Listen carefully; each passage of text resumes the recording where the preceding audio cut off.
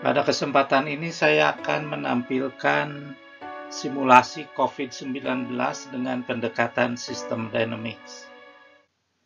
System Dynamics ini suatu sarana untuk menggambarkan kompleksitas persoalan sosial. Yang dimodelkan dengan System Dynamics itu struktur persoalannya atau rangkaian hubungan sebab akibatnya. Struktur ini menyebabkan munculnya fenomena. Persoalan COVID-19 yang akan dimodelkan di sini adalah struktur kesistemannya atau rangkaian hubungan sebab akibatnya. Struktur kesisteman inilah yang memunculkan fenomena COVID-19 ini. Data yang saya gunakan di model ini diambil dari berbagai sumber. Berdasarkan informasi yang saya dapatkan dari berbagai sumber itu, saya memahami struktur persoalan COVID-19 itu sebagai berikut ini. Ya, saya gambarkan dengan stock flow diagram.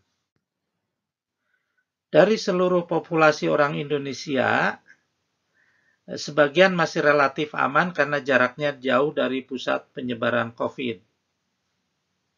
Sebagian lagi populasi rentan, karena ada di kota-kota yang jadi pusat penyebaran COVID, seperti Jakarta, Bandung, Bali, dan sebagainya.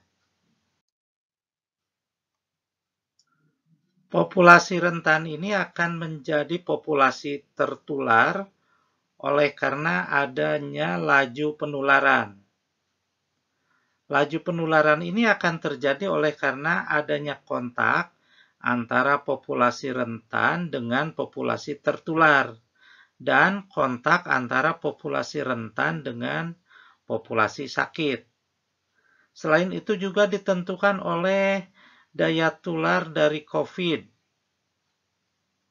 Populasi tertular awalnya 0, sampai ada orang Indonesia pertama yang tertular. Nah, populasi tertular akan berubah menjadi populasi sakit dalam waktu 14 hari. Mohon koreksi jika bukan 14 hari. Populasi sakit akan menjadi populasi sembuh. Sebagian lagi 2% meninggal.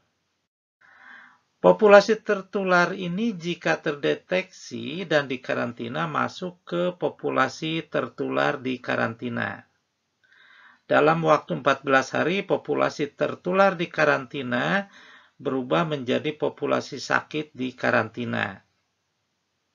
Populasi sakit di karantina dalam 7 hari menjadi sembuh. Angka 7 hari ini dan angka lainnya jika keliru mohon masukannya dari Anda yang lebih paham dari saya. Kita mulai simulasikan. Ini simulasi ketika Indonesia belum termasuki virus COVID. Semuanya datar, equilibrium pada posisi 0. Kita simulasikan bahwa pada hari kedua, yaitu tanggal 2 Maret, masuk 3 orang yang tertular virus corona. Sebagai catatan, bisa saja kita membuat simulasi dengan angka lain.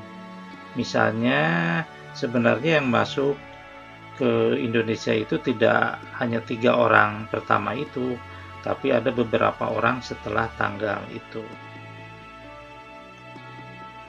Ini adalah hasil simulasi penyebaran COVID-19 sebelum ada upaya pengendalian COVID-19.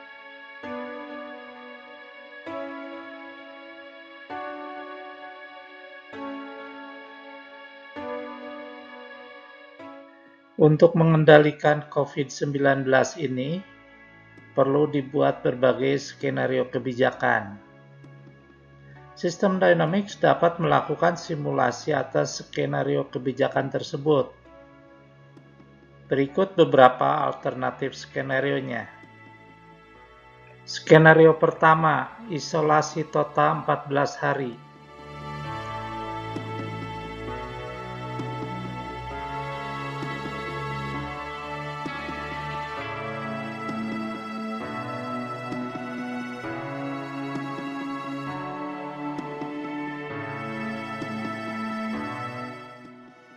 Berikut hasil simulasinya.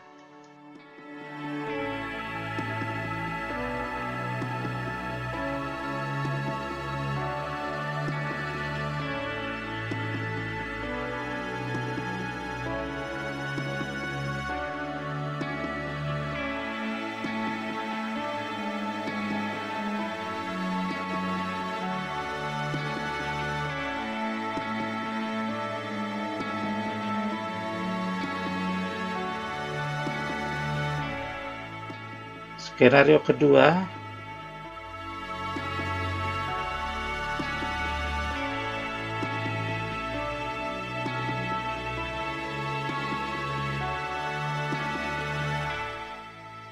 berikut hasil simulasinya.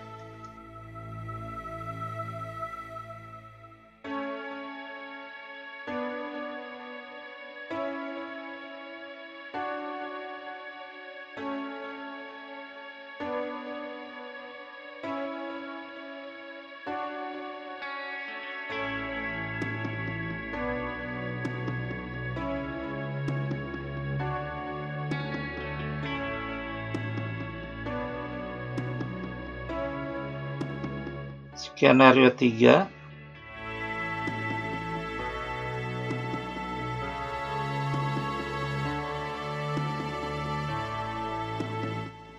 berikut hasil simulasinya.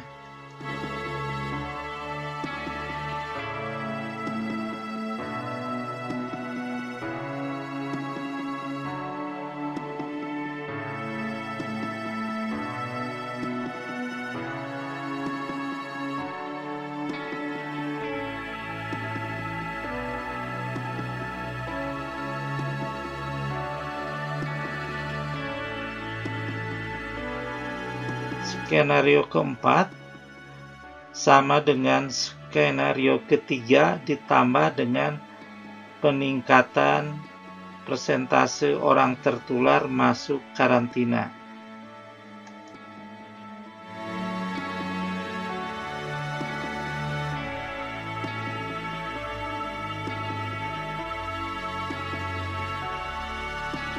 Berikut hasil simulasinya.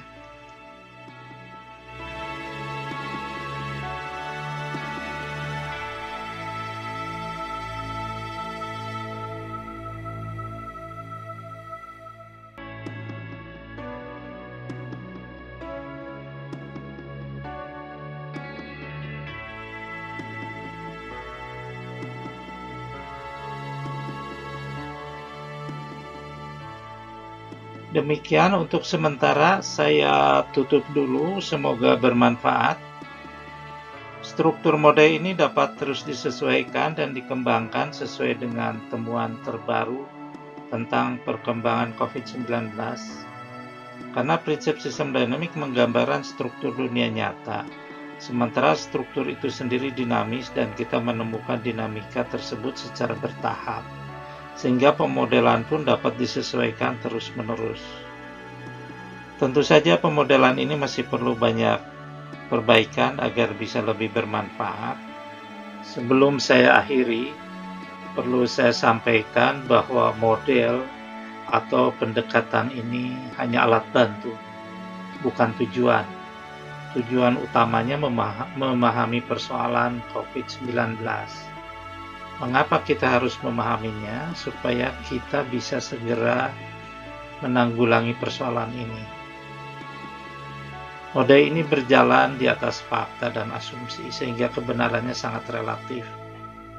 Tidak ada model yang mutlak benar. Kita hanya bisa berupaya mendekati kebenaran yang hakiki. Wassalamualaikum warahmatullahi wabarakatuh.